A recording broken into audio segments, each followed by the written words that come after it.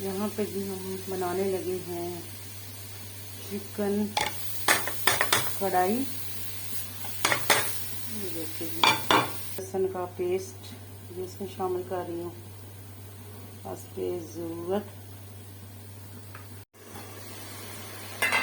माशाल्लाह जी, यहाँ पे हमारा कढ़ाई चिकन कढ़ाई जो है वो, ये देखिए मैंने इसमें जो है जैसे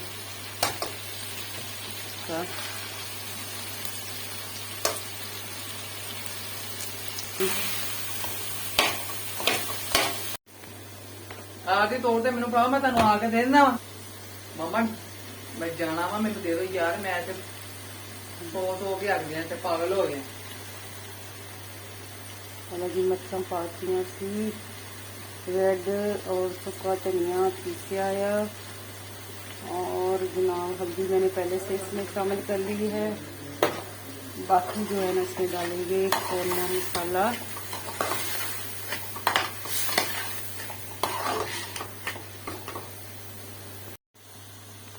तो यहाँ पे मैंने लिए है दही।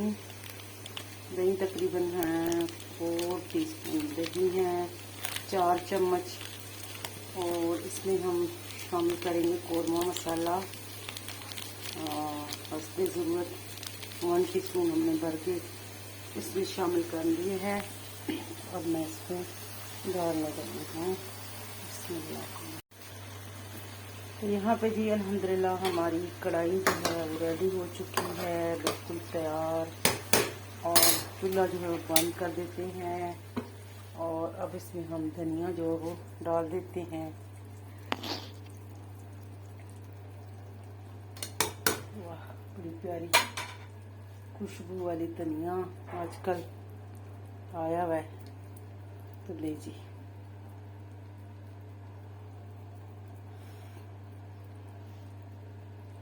माशाल्लाह जी माशाल्लाह, कढ़ाई हमारी रेडी हो चुकी है। जिस तरीके से मैंने कढ़ाई बनाई है बिल्कुल आम देसी तरीके से, और इसका टेस्ट और इसका जो है ना अपना ही जायका है।